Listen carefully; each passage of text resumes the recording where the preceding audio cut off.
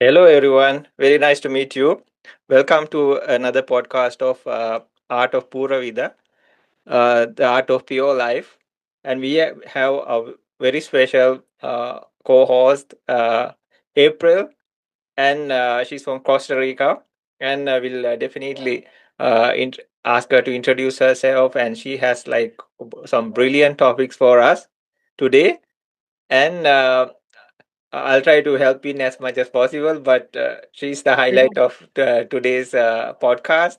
So, over to you, April. Would you please like Thank to? you so much. Very nice to have you here. And would you like to Very introduce nice to be yourself? here. And then we can move into the topics also. Huh? What would you like me to start with before I Like, start in the topic? please give us an introduction about yourself.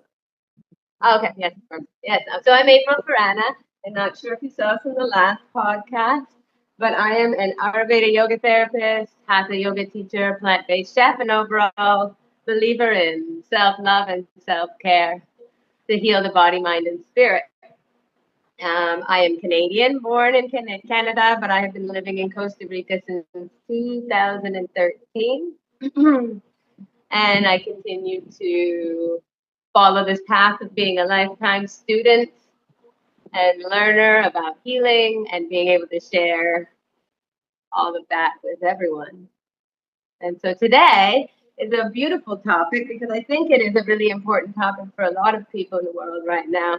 And that is the activation of the parasympathetic nervous system. The reason why I think this is so important these days, can't take the glare on my glasses. The reason why I think this is so important these days is because of the way of our lifestyles, how everything has gotten kind of, well, first of all, there's a lot of chaotic things happening in the world. We are bombarded with information also on social media. Overall, just the connection to the phones, and then that kind of multitasking lifestyle, which leads us to burnout. And so constantly we are in this activation of our sympathetic nervous system. And our sympathetic nervous system is totally necessary. We need it for survival. It's our like reaction, you know? It's like when something is coming to attack us that we know how to keep safe, that fight, flight, or freeze. However, when that is activated constantly, it starts to break down the body, mind, and spirit, and it starts to begin to create dis-ease or imbalance in the body, mind, and spirit. So, because we are constantly activating that sympathetic nervous system, our blood flow, which usually is in all of our body moving, it tends to move away from the center area and into our extremities, ready for us to fight. So it brings down the blood flow in the body, and it doesn't allow us to digest our food properly. We also get caught up with the thoughts in the mind, letting that take over. We can feel stressed, tense muscles, exhausted, fatigued, anxiety, like I had said before. And these are just these little stepping stones that our body is giving us signals that we need to slow down. And Mhm. so often we don't. And this is what our topic is today. Oh, wonderful. Yeah. So there's a few ways to, so the activating the parasympathetic nervous system, it is attached to the vagus nerve, and the vagus nerve is this amazing like ganglion of nerves that is all the way from the base of our spine into the crown of the head. So actually these ganglions of nerves kind of go all the way through all of the chakra centers, and then it goes throughout the rest of the body as well, but it connects to that vagus nerve, that parasympathetic nervous system. So when we slow down, and in many ways, we'll talk about this today, how we can slow down, we begin to activate that center. And when we begin to activate that parasympathetic nervous system, those ganglions of nerves, and we begin to slow down, our body begins to rest and digest and heal. And so this is what we will be talking about today. Okay. And so we can go through a few things. We can go through different yoga postures, that are grounding and very easy and simple for anyone to do in their home at any time. You don't even need a yoga mat. We can talk about different styles of breath work, and we will. We'll do at least one style where we can learn to regulate and calm our mind and our body. And then we can talk about different other types of different foods and connection to the earth and the nature. So for activating the parasympathetic nervous system in yoga postures, these are the postures that are really going to ground us and activate our Muladhara chakra, our base chakra, our grounding, our foundation, our safety, and our security. And we can do these postures anytime, even if we're at work. Maybe not Shavasana or child's pose, but even mountain pose would be a beautiful posture, just standing and being able to ground ourselves and root down. I'll give you just an idea of these three postures, and then we'll move on from there. Okay. So if we were in mountain pose, again, you don't need a mat at all. Now you're going to have your feet about hip width apart. And we're just going to root down into the feet. And we don't want to lock the knees. We don't want them feeling. We want to show our joints, our knees some love. So we have a nice micro bend in them. And the feet are hip width apart. They're rooted down. And then we're allowing our arms just to hang heavy beside us. And so here, when we're just standing, we're going to allow ourselves to just connect to our breath and feel the rooted of the base of the feet into the mat. When we can feel all four corners of both of the feet rooted into the mat, we can feel this sense of stability. And because the feet aren't really close together, we don't have this narrow base of support. It's quite a wide, safe base of support.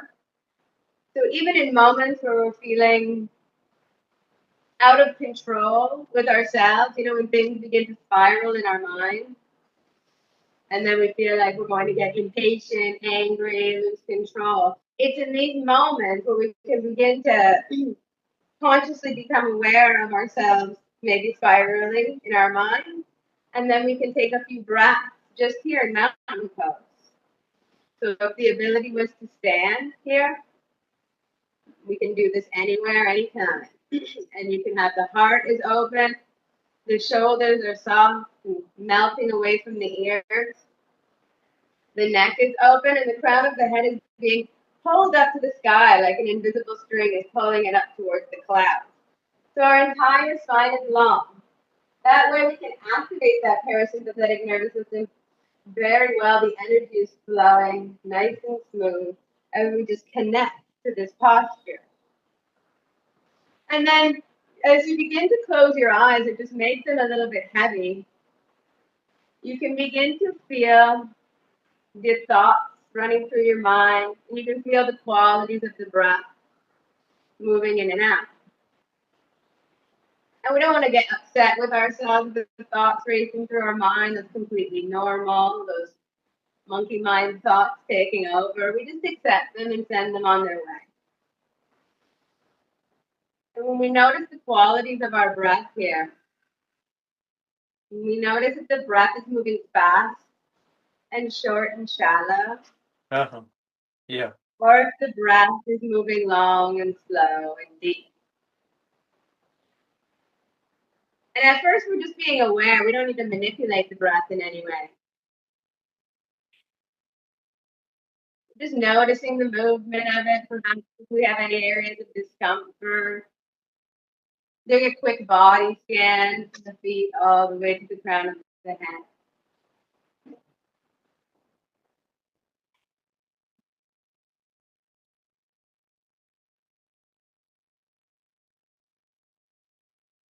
And just allowing yourself to slow down. Naturally, as you begin to root down and calm down and activate, listening to the movement of the breath, it will naturally begin to slow down. Everything begins to calm into the body, mind, and spirit.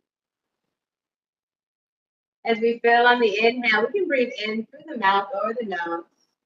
I prefer through the nose. We have the little hairs of the nose to filter out the air. From the nose, right?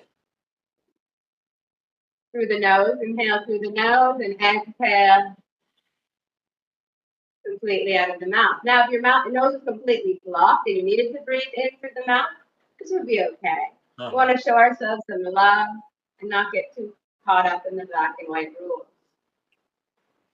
So again, you would breathe everything out on the exhale. And then on the inhale, you fill up nice and slow. And then as you're nice and full on the exhale, you begin to release. And then completely allowing that breath to release out of you.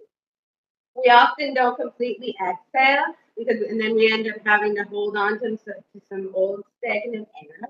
We don't have more space for more prana and oxygen to fill our muscles and the cells of our bodies. We want to completely allow ourselves to release that exhale. That long exhale also activates the parasympathetic nervous system. Why we really want to slow it down. You'll notice when you're angry or upset or stressed out, you will notice that your breath will be short and shallow. Almost like that hyperventilating breath.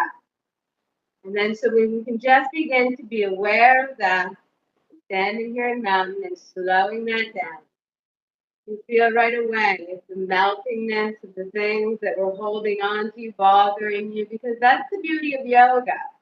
The beauty of yoga is giving us the tools and the awareness to be able to react in situations that are out of our control. So often we cannot control what happens outside of us. All that we can control is what happens within us.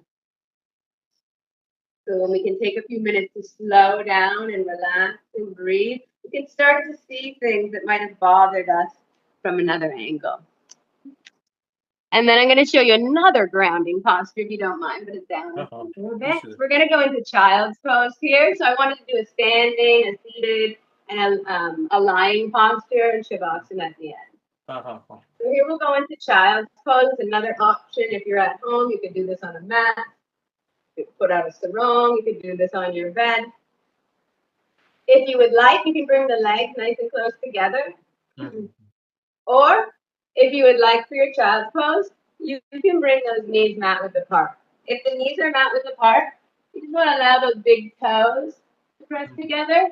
And we're going to let the bum melt between the heels. So this is the beginning of our child's pose, whether legs are close together or wide apart. Then you're going to inhale, everything is long, and on the exhale, you can begin to melt over the top of those bent legs. So this is your child's pose. You can bring your head onto the mat. You can stack your forearms and bring your forehead onto the stacked arms. Or you might even use a block. Do I have one? I can't remember where it is. You can use a block or even a cushion maybe. You bring your head here. Arms can reach overhead. Or if you want a little bit more relaxation in the shoulders, you can bring the arms behind you. And just melt into the mat or the bed, wherever you were leaning over top. And taking those same long, slow, deep breaths, just like in mountain. This is a very comforting posture. They call it child's pose for a reason, because it feels as though we're getting a nice, big hug when we're leaning over top of ourselves and really connecting to the earth, feeling that safety and that foundation. That's why when we talk about relaxing and calming down, grounding and rooting is so important. That's the activation of the first chakra. We really need to feel safe in ourselves in order to move through the rest. So that's what this is all about, is feeling safe and slowing down. So I showed you mountain pose and standing, and the child's pose was also an option. You're allowed to melt into that as long as you feel like, connecting to your breath and slowing it down, feeling the movement of the breath. The third option for a very grounding yoga posture would be the most grounding posture of all, which is Shavasana or corpse pose. So when we go into corpse pose, we're into Shavasana. Again, you would lie down, whether it's on your bed or on a mat on the floor. And you can bring those legs out nice and wide. If you have lower back pain, however, you can bend the legs, bringing the feet mat width apart, and you can just let those knees crash in towards each other. It gives you a little bit more softness in the lower back. Or you can reach those legs out nice and long. Hands can be perhaps one hand on the heart, one hand on the belly. Feeling the movement of the breath, or you can bring the arms out beside you. I like to give an option if you want the palms to the sky. You're allowing the energies from the universe to guide you in. If you want to bring the palms to the earth, you're allowing yourself to protect your energy today. And hold on to it. Wherever feels good for you, just allowing yourself to melt into that posture.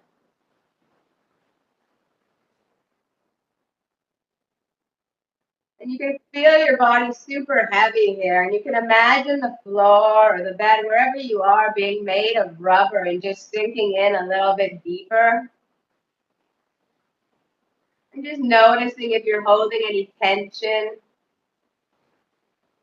in the facial muscles. Maybe the teeth are clenched together. We do that when we have a lot of stress or things running on in our mind. Just allowing the teeth to melt apart and the tongue to melt away from the roof of the mouth. You can let those eyes sink in a little bit deeper, especially if the mind is feeling overwhelmed. It's a great add-on. If you'd like, you can bring your hands together and you can just bring them to prayer and rub them up and down. You're guiding a little bit warmth, maybe 10, 20 seconds. I'd have to take my glasses off for that. And then when you're ready, you can just grab those warmed up hands and you can cup them over your eyes so you don't get the light entering in.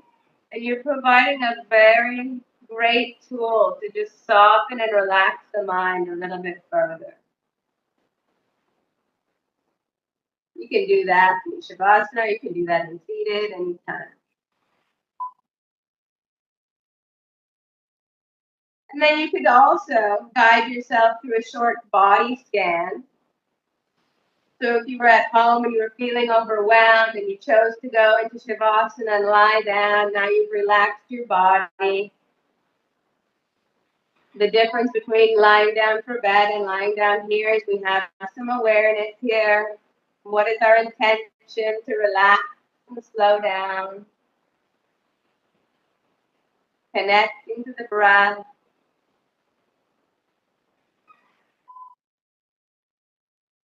And then I'm going to just guide you through a quick body scan, and you can get that idea. You can guide yourself through at any time.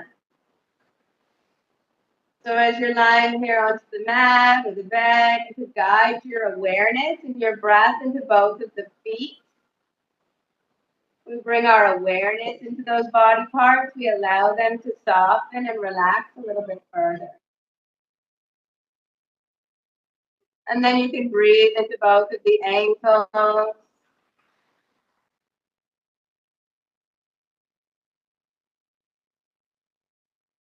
And then you can breathe into both of the calves.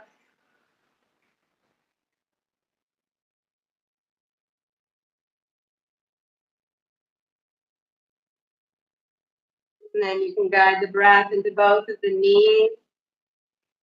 Whenever I go into a joint, I like to visualize and enveloping, like circling energy, protecting them, showing them a little bit of extra love. Especially our knees and our ankles, they hold us up every single day. And breathing into the calves, not the calves, the hamstrings and the quadriceps, the upper thigh. And you can guide your breath into your hips.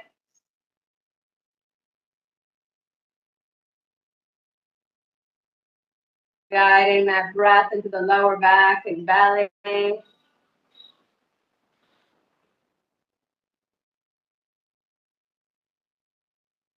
You can stay lying here if you're following along. I'm just going to sit up where you can guide your breath into your mid-back and your mid-belly.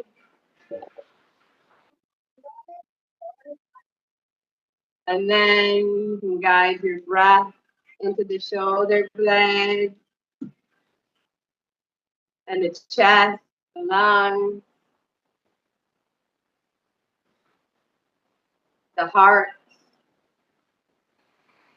You can breathe into both of the hands.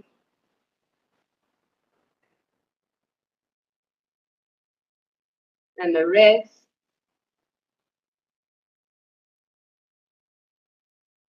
Breathing into the forearms. And the elbows. And guiding that breath into the upper arm. And into the rotator cuff. Or upper shoulder. And guiding your breath into the collarbone. Guiding that breath into the back, the sides, and the front of the neck.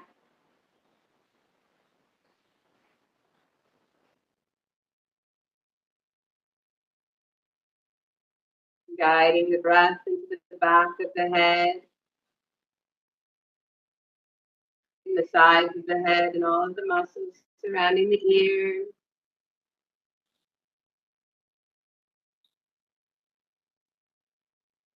Guiding the breath into the muscles surrounding the jaw and the mouth, again allowing them to soften. Perhaps the mouth hanging slightly open. Breathing into the cheeks and the nose.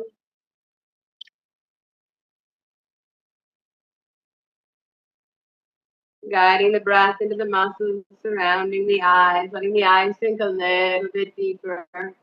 Again, here, if that's where you'd like to cup your hands over your eyes, feel free to do so for a few breaths. Guiding the breath into the forehead, allowing it to soften. And then finally into the crown of the head. Guiding that breath here. And for the last few breaths, when I do a quick body scan or a short yoga nidra like this, I like to take the last few breaths and imagine the light or the energy coming through the base of my feet all the way up through the body and out the crown of the head like a waterfall. And then when I exhale, allow the light to come back through the crown of the head, through the physical body, and out the base of the feet. We can do 3 breaths just like that. Inhale, feeling the light entering through the base of the feet, through the legs, the hips, the mid-body, the arms, up through the head and out the crown of the head. And then on the exhale, allowing that light to come back through and push out the base of the feet. 2 more full breaths like that. Inhale. Exhale. Inhale. And exhale. When you've allowed that light to exit the feet, just coming back into your regular breath. If you're still in Shavasana, coming into maybe waking up the body a little bit. So we're just going to move those wrists and ankles. And then you might reach the legs and arms out long and stretch like you were waking up first thing in the morning. When we guide that just 1% longer stretch, we begin to activate that fascia, that connective tissue surrounding the body where we hold a lot of traumas in our life, memories. And then if you're lying down, you can just roll over onto the fetal position. And then from the fetal position, you can press one hand into the earth and guide yourself up. And so those are some simple postures and breath work that we could do to slow ourselves down. These are a couple options, things that you could do with needing zero tools or equipment or anything, just our body and our mind. and our Mhm. consciousness. Oh, thank you so much, April. It was Welcome. wonderful. Good. So those are some things you could do. Other things that are really important are connecting to nature to connect to our parasympathetic nervous system. This can be done in a variety of ways. Because I'm Canadian, I know that 8 months of the year is snow, and Uh-huh. sometimes it's difficult to be outside and connecting with the dirt and the plants. But having plants inside Mhm. is just as medicinal as connecting with them outside. So even just allowing yourself, daily watering of the plants, talking to them, connecting to them is going to provide a lot of relaxation and bring the body down, connecting to that parasympathetic nervous system. They even say the scientific evidence of hugging a tree, just go outside and hug a tree for 20 seconds, allows us to connect to that energy of the tree and bring healing into our body, mind, and spirit as well. Of course, we can hug a human too. Hugging a human for 20 seconds minimum has been proven to bring all of the stresses away and allow it to wash away. Mhm. So hugs and connection to nature is so important as well. In food, if we're talking about food and the parasympathetic nervous system, if we can talk about the 6 tastes of food, we would have sour, salty, sweet, bitter, Mhm. pungent, and astringent. Yes, those are the 6 tastes of food that we have. And when we are constantly in the activation of the sympathetic nervous system, we're having like a vata overdrive. We are in like air and space far too much. That's why all the postures are connecting us to the earth. We're slowing down and grounding ourselves. Right? So in the sense of food, it's the same thing. So allowing ourselves to connect more to the flavors of sweet, salty, and sour. These tend to be our comfort flavors, and our comfort flavors and our comfort foods are the things that bring us that safety and that security within us. Yes.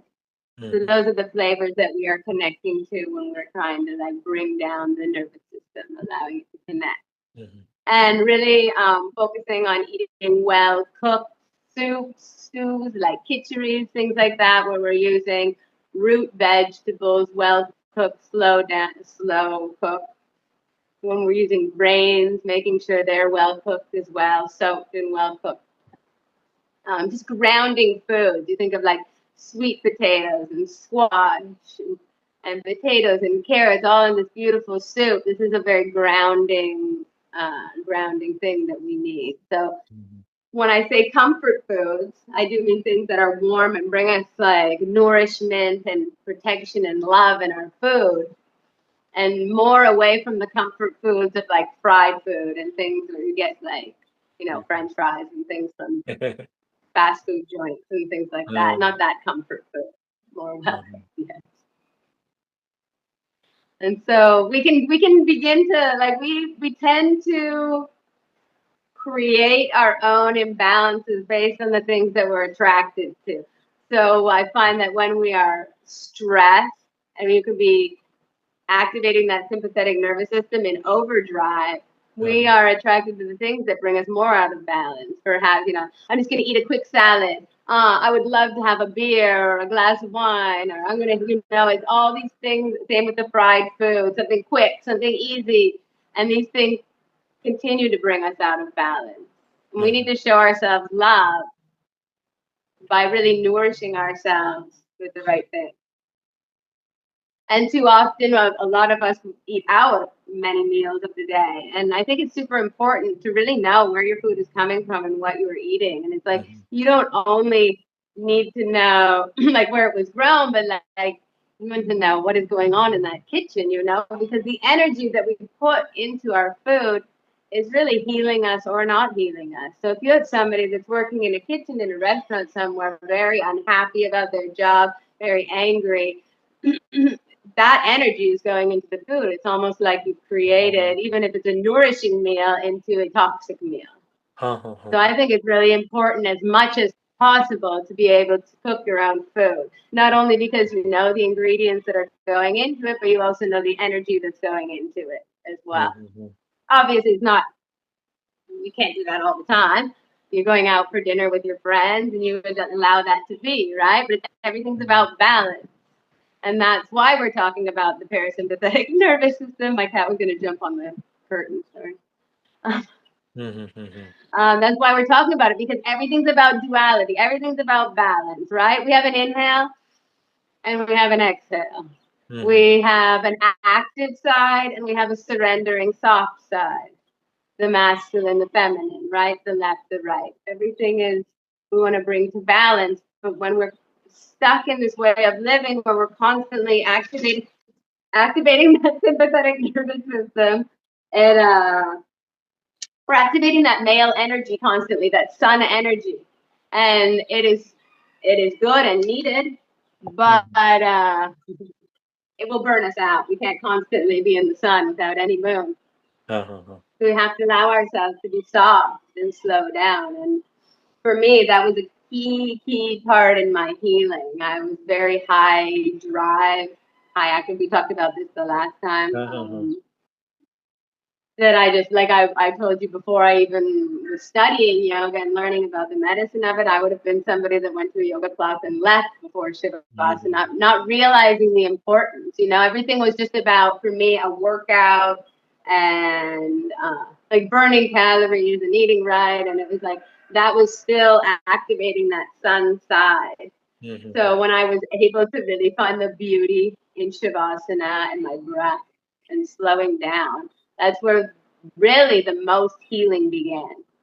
Shavasana is the most important posture in yoga. Don't you agree? Yeah, surely, no? And we can do that at any time, right? And same with the mountain or the child's pose. And so, yes, eating well-cooked, grounding foods. And also we want to think about like coffee. Coffee is a very big activator of the parasympathetic nervous system, and I love it more than anyone else. And I live in Costa Rica, but I shouldn't always drink it. And so again, balance. Some days I drink coffee because I enjoy it. I'm with others that are drinking coffee, and at other times I choose herbal tea because it's better for me. I feel less anxious. I feel less shaky. And there's many different styles of herbal tea, and they're so medicinal, like chamomile and lavender and ginger turmeric tea. Like all of these teas are so healing and bring a very medicinal nature when we're allowing ourselves to intend and just sit on our beverage. So it's our spices, our herbs, our foods. We can make any of these slow choices. We don't have to implement everything at once. That's the last thing I want people to do. Then they would feel more overwhelmed in the constant state of the sympathetic nervous. You're going to do this. No. And that might have been how I felt at the beginning. I felt like everyone should. But no, we just want to make one little domino fall. And when we fall one domino, then the rest will begin to fall. And you will see how it evolves over time. So if one thing you wanted to work on was just slowly, intently making yourself a soup for dinner, and then sitting with intention to eat your soup, that's beautiful. That's the medicine that you needed today. If the medicine was to stand in mountain for a few moments because you were feeling angry and maybe you were going to yell at your kids and you connected to your breath and slowed down and then found that peaceful moment like, hey, I wasn't so upset. Then that's your medicine for today. And if one is hugging the tree or giving your friend a nice long hug because that's something you needed, also. But we have to start with something. The problem is we often get stuck in our patterns, and our patterns are the things that brought us out of balance in the first place. So, April, what kind of spices are good? What kind for of grounding ourselves? Spices? Sorry, spices. You mentioned Yes. spices. What kind of To spices are? ground ourselves. So herbs and spices that are good for grounding ourselves. Ginger, fresh ginger root is good for both Vata and for Kapha. It's very cleansing. It's also actually good for Pitta. Powdered ginger is very heating, so it isn't actually great. But for Pitta, for having the vata imbalance, ginger turmeric tea, I would highly recommend. I would put a little pinch of black pepper to activate the medicine of the turmeric, but not too much black pepper because then we're creating black pepper is very, what is the word, rajasic. It's like much energy moving. Oh. So we don't need that as much. So just a tiny little pinch to activate the turmeric. Those would be two great spices to use into your cooking. Cumin is great because it is also great for the digestion. And when we tend to be stuck in our sympathetic nervous system, we tend to have a lot of problems with our digestion. So popping the seeds before you cook them, they call that tempering. You probably know this. Tempering the seeds in a dry pan, they'll go pop, pop, pop, pop, pop. Yeah. And then you really get that floral aromatic smell of the cumin before you start adding all of your other ingredients. So cumin, turmeric, and ginger would be three really great ones. And coriander seed is another one that was very grounding and medicinal site. So ginger, what about raw ginger if you chop it and take? Yeah, raw ginger. Like you You chop can it? take it, you can chop it or you can grate it. Grate it. Whatever you like. You can put it in your teas. You can put it in your soup. There are many things that you could add ginger to. Ginger was one of my when I had Crohn's disease and I would have a huge flare up and like a lot of pain. Once I was in a raw vegan restaurant and it was so delicious and good, but I couldn't eat raw food at the time. My body didn't want to digest it. And I went into an extreme attack and I fell on the floor of the restaurant and I couldn't get up. I was in pain in like the fetal position. And like the waitresses were like, "Oh my God, what can I do?" And I was like, "Get me a piece of ginger." And they were like, "What?" I was like, "I need a piece of ginger." And so they went to the back and they grabbed me a small slice and I just chewed on it. And just chewing on that piece of ginger within 5 minutes, it cut through all of the pain and I was able to then get up and make my way home. So ginger has been a huge medicinal So the spice. powder, the dried powder is makes heat, right? Dry powder is okay, but it is heating. So for me, as somebody that has a high pitta constitution, it's not a great one for me because it just brings more heat into my body. Okay. Yeah. And they talk about some massages also, no? Oh, April? abhyanga massage. Thank you for remembering that. I'd forgotten. This is a great one as well when we're feeling perhaps we have like a chronic sickness or like this constant activation of the sympathetic nervous system. Or because of the high vata, we can tend to hear like clicking in our joints because of the excess dryness in our body. Yes, when we don't feel good, when we're sick, and as we age, we just tend to get more vata, right? So with an abhyanga massage, you can do this anywhere. You can either do it on like an old blanket or towel, or you can do it right directly into the shower if you'd like. So you're gonna get an oil, and you can slightly warm it up, almost like in a double boiler, or you can even put some oil into a bottle and then into hot water, like a coffee mug, but with hot water. So you're just heating the oil slightly. But you always want to test it before you're gonna put it on your body, make sure you don't burn yourself.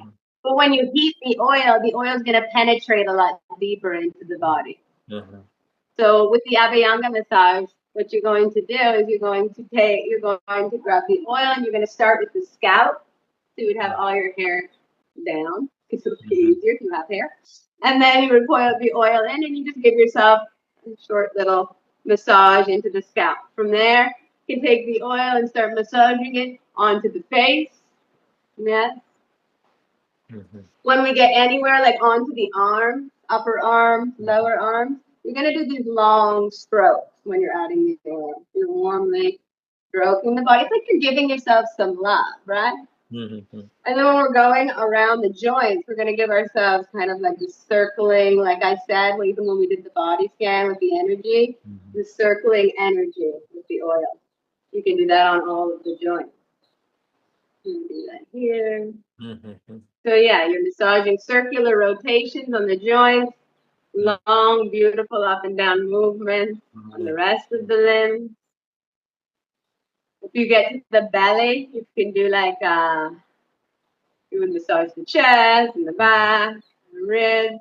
the belly, you can do some circles around the belly button. This is great if you need some help with your digestion. So what you would do is bring your fingers into the lower part of your bottom right belly button, like on the outside. And you're going to press your fingers up and around and down. So you're pressing down towards the left side, just below the belly button. So you're kind of going in around in circles like this.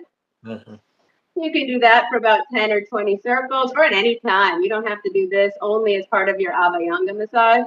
This is a great practice to get into, especially if you have problems with constipation or bloating. This is a beautiful practice to get into. Clockwise, so right? You do the belly circles. What was that?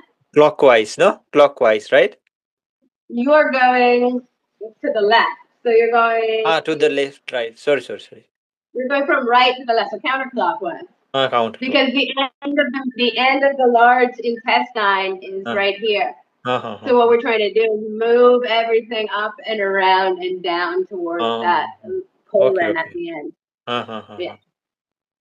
And then same thing, you're going to massage this part of the body and then move along up and down here, the circles, the knees, and then to the lower legs, and then you can do the feet at the end, getting every toe looking pretty.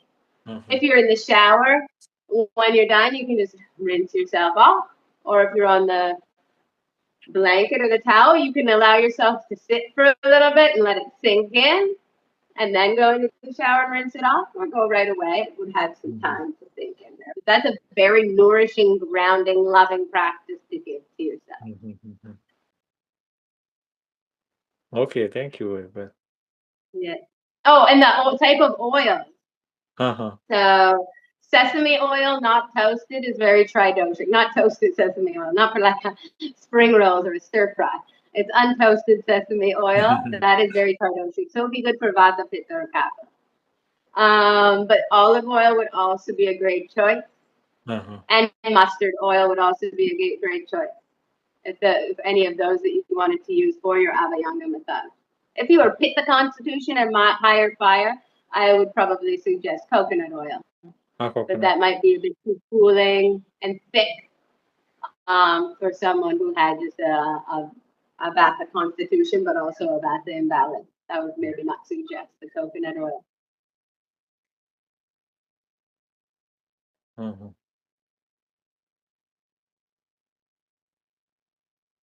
And they say about more concentrations of magnesium, right? For what? Like foods that have more magnesium base, like yeah, that's a great, exactly, food that have a high magnesium, because even the magnesium supplements that we are taking, that people are buying in the pharmacy, they're not actually doing any service to anyone. They're not digestible. It's not giving us the magnesium that we need, so that when we can find it into the foods. I know walnuts is a very high, has high magnesium, but what else?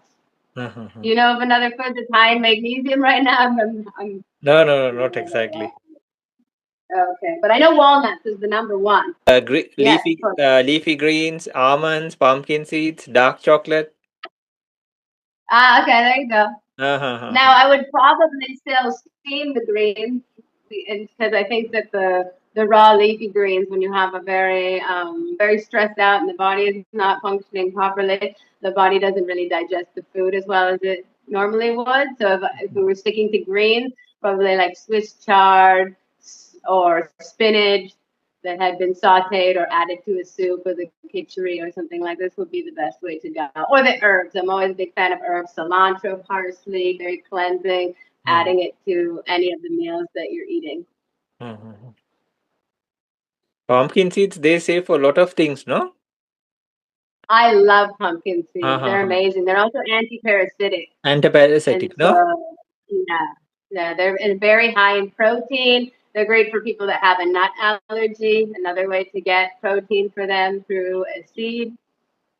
I make a really delicious pasta with pumpkin seeds. Really? Yeah.